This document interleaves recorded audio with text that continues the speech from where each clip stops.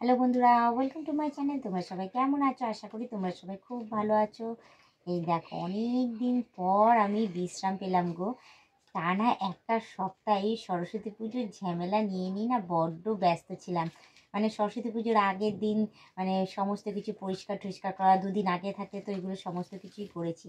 তারপর পুজোর দিন অত কিছু আয়োজন করা, পরিষ্কার করা, তারপর পুজোর পরের দিন আবার সেই ঠাকুর পুজো দেওয়া, এই দেওয়া, সেদিন তো আর নামানো যায় না।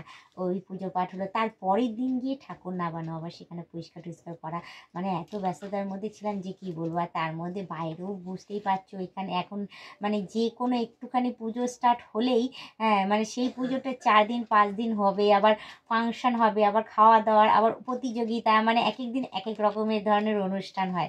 আবার তার মধ্যে ভাসান রয়েছে, সেটা তো আবার অন্যরকম স্টাইলে ভাসান হয়, ডিজে ফিজে আনিয়ে। মানে মানে টোটালি এনজয় করে কাটিয়েছি, আর ব্যস্ততার মধ্যে কাটিয়েছি। সংসারের কাজ, বাইরে ঘুরতে যাওয়া, এনজয় করা, পাড়ার মধ্যেও এসব হয়ই।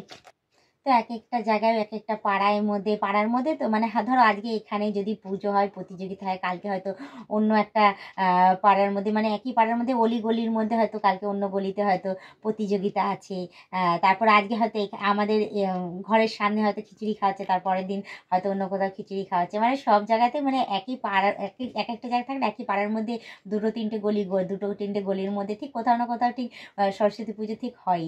আর এই বছর তো মানে বড় বড় প্যান্ডেল করে করে, ফাংশন করে করে, বড় বড় অনুষ্ঠান হয়েছে, এমনকি প্রাইজের ব্যাপার হয়েছে, খিচুড়ি খাওয়ানো হয়েছে, মানে হেভি ব্যাপার। খিচুড়ি খাওয়ানোর পরেও মানে বালক ভোজন হয়ে যাওয়ার পরেও যেটুকুনি টাকা বেঁচেছে সেইটুকুনি টাকা দিয়ে আবার নিজেদের মধ্যে টেস্ট, দারুণ এনজয় করেছি। খুব ব্যস্ততার মধ্যে গেছি। তো এত ব্যস্ততার মধ্যে গিয়ে আজকে একটু রিল্যাক্স পেয়েছি। মানে কি আর বলবো, সকাল থেকে উঠে রান্না বান্না কোনো রকমে কমপ্লিট করেছি, তাড়াতাড়ি করে করে ঠরে ঘর দুয়ার বাসন কোসন যা ছিল সব পরিষ্কার করে, তাতে করে স্নান টান করে ফ্রেশ হয়ে তারপর খাওয়া দাওয়া করে বিছানায় আমি যে পড়েছি, বিশ্বাস করবে না, আর উঠতে আর ইচ্ছা করছে না যে আমি উঠি। মানে এত ইচ্ছে করছে যে শুধু সবসময় শুয়েই থাকি। অনেক দিন পর রেস্ট পেয়েছি তো, এত টানা প্রায় এক সপ্তাহ পর বলতে পারো। মানে রেস্টের থেকে যে উঠে যে আমি কিছু করবো আর ইচ্ছা আর করছে না, মনে হচ্ছে শুধু শুয়েই থাকি। তো যাই হোক, আমার তো বেশ দারুণ গেছে পুজোটা, এবং এর পরেও ভালোই গেছে। 2025টাও বেশ ভালোই যাচ্ছে আপাতত। ফেব্রুয়ারি মাসটাও বেশ অর্ধেকটাই গেল। আজকে জানি না কত তারিখ, কতটা খেয়াল নেই, কারণ কাজে কর্মে ব্যস্ততার মধ্যে না বার সময় দিন কিচ্ছু মাথায় থাকছে না, আমার এমন অবস্থা হয়েছে। তো যাই হোক, তোমরাই কমেন্টে জানিয়ে দিও আজকে কত তারিখ। হ্যাঁ, আর মানে কি বার, ঠিক আছে, একদম আমার মনে নেই। মানে এত ব্যস্ততার মধ্যে আমি সব গুলিয়ে খেয়ে ফেলছি। তো যাই হোক, এর মাঝখানে আমি তোমাদের এইটুকুনি জিজ্ঞাসা করতেও ভুলে গেছি যে তোমরা সবাই কেমন আছো, ভালো আছো তো? তোমাদের 2025টা কেমন কাটছে সেটাও আমাকে জানিও, ঠিক আছে? কমেন্ট আমি সবার পড়ি। কমেন্ট করলে কিন্তু আমি সত্যি কমেন্ট পড়বো, কেন পড়বো না? কিন্তু কমেন্টের উত্তরটা হয়তো দিতে পারি না খুব একটা। কয়েকটা হয়তো দিলেও দিই, না হলে সেগুলো হয়তো একের সময় পাই না গো। কিছু মনে করো না, তোমরা তো দেখছোই যে আমি এত ব্যস্ত থাকি।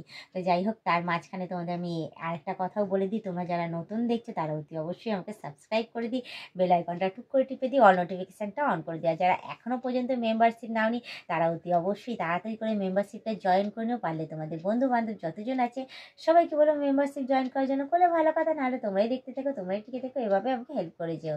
আর এই দেখো মানে কি বলবো, তোমরা আগেও ব্লগিং তোমরা দেখেছো যে আমার গলা বসে গেছিলো ঠান্ডা লেগে, ভীষণ কাশি হচ্ছিলো, শরীর ভীষণ খারাপ ছিল। তো আমাকে কমেন্টে অনেকেই জিজ্ঞেস করেছো যে বৌদি তোমার শরীর কেমন আছে না আছে, এখন সুস্থ আছে তো? তো তোমাদেরকে আমি কমেন্টের উত্তরটা হয়তো দিতে পারিনি, কিন্তু এখন এখানে এসে বলে দিই। আমি দেখতেই পাচ্ছ যে শীতটা চলে গেছে, শীত চলে গিয়ে এখন গরম গরম ভাব। তো যাই হোক, এই যত গরম পড়বে তত আমি সুস্থ সবলই থাকবো। তো আমার কাশিটা একদমই ঠিক হয়ে গেছে, খুব কম আছে। আর বলবো, গলা বসার যেটা একদমই বসে গেছিলো, কথা বলতে পারছিলাম, কেমন একটা গলার আওয়াজ বেরোচ্ছিলো, সেটাও আগের তুলনায় একদম ওকে আছে। তো এখন বুঝতেই পারছো আগের মতো গলার ভয়েসটা আবার আস্তে আস্তে করে চলে আসছে। তো অনেকটাই সুস্থ আছি, ভালো আছি। আর তোমাদেরকেও বলবো তোমরাও সুস্থ সবল থেকো, কারণ এই সময়টা জ্বর সর্দি কাশি সবারই হচ্ছে। তো যাই হোক, অনেক কথা বলে নিয়েছি, অনেক বেশি বলে ফেলেছি। তো আজকের ভিডিওটা আমি এখানেই শেষ করছি। আবার অন্যদিন অন্য কোনো ব্লগ ভিডিও নিয়ে হাজির হয়ে যাব। আজকের মতো টাটা, বাই বাই। সুস্থ থেকো, এভাবে আমাকে দেখতে থেকো, আমার পাশে থেকো, আর আমাকে সাপোর্ট করে যেও।